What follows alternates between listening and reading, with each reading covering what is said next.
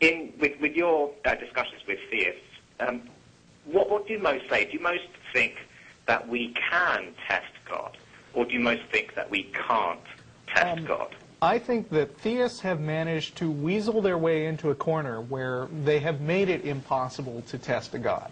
I mean, you know, it used to be that theists would make these grand predictable claims, like where it says in the Bible, if you have faith the size of a mustard seed, then you can move a mountain if you pray about it. Right. That's testable. Right.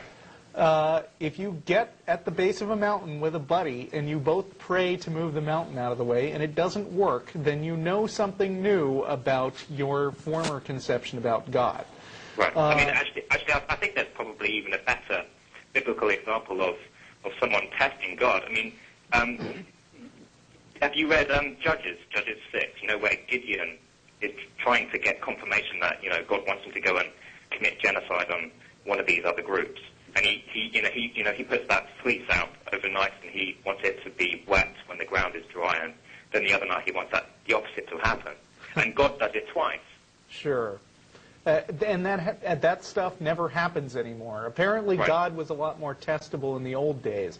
But then, you know, it was exactly because creationism was so testable and kept getting proven wrong that they had to retreat to this wussy, intelligent design position where instead of saying, you know, God did it and he could do all this magic stuff, now they just say, some kind of intelligence that I don't know anything about and that is completely beyond the realm of discussion with, you know, of science and cannot be looked at or examined or even defined must have done it. And it's like, if you want to get to that position, fine. You say that we can't test it. Then it's out of reach of science. But there's also no way to show that it's true. You just have what that guy is saying, where it's like, oh, well, then you admit that it could possibly have been done by a magic man who can do absolutely everything. Well, of course a magic man who can do absolutely everything by definition could have done that. Of course. Right. But that magic man also has infinite powers to play hide and seek and not be detected, and that appears to be what he's doing. If he wants to come out and play, then we've got a scientific theory on our hands. Yeah, I think until then, no. God is exactly as testable as his description by his believers is testable, right? When they assign him characteristics that could be tested, why then we can test those characteristics. Right. And I hope they keep doing that. And I hope every time they do that, that there's somebody who does that test and knocks it down.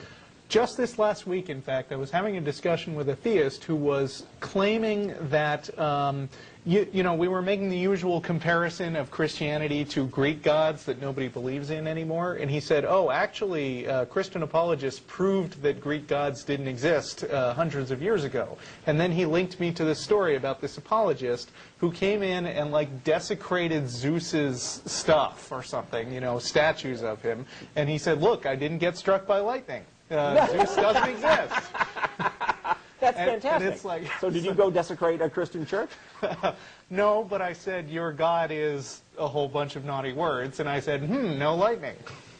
There you go. So, I mean, you know, if that proof applies, then you can test God. But when you do, of course, they're going to retreat to a position of, oh, my God is mysterious and doesn't like to be tested.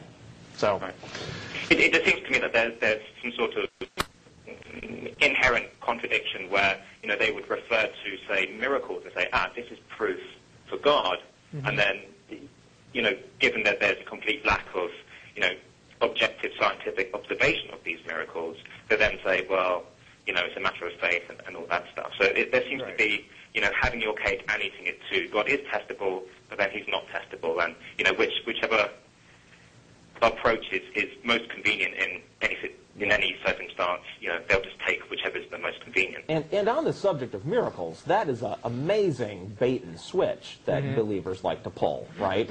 On the one hand, they'll say, you know, life would have required a miracle to make it happen. Therefore, and God makes miracles, therefore it had to be God. But the only miracles they ever point to in real life are like, some terrorists fly airplanes into the Twin Towers, and they collapse into piles of rubble, and then we get two girders that are standing like at 90-degree angles to each other, forming something that looks vaguely like a cross. That's a miracle. You know what would have been a miracle? The planes becoming intangible and passing harmlessly through the towers. That's a miracle. But, so they take things that seem, emotionally compelling or slightly improbable or just convenient, and they'll call those miracles. But then they'll go way past that when they're trying to say that, something like evolution or abiogenesis had to have been a miraculous event. People will often call in and say, hey, I've got something amazing that happened, like somebody recovered from a disease that nobody else recovers from. And it almost always happens that when we ask them for details of this miracle, it gradually gets less and less impressive the more details we get out of them. Yep. Like, oh, we never actually went to the doctor, but we know that she had terminal cancer. Stuff like that. Yep. Sure, and they have to do that because their actual miracle events are so freaking lame. Great. Well, thanks for your answers, guys. I'll let you get to the other callers. All right. Thanks. Thank you for Thanks, calling. guys. Bye. I love our callers. Yeah, our callers are awesome. But not as awesome as you. Stop it! Sorry. Let's see.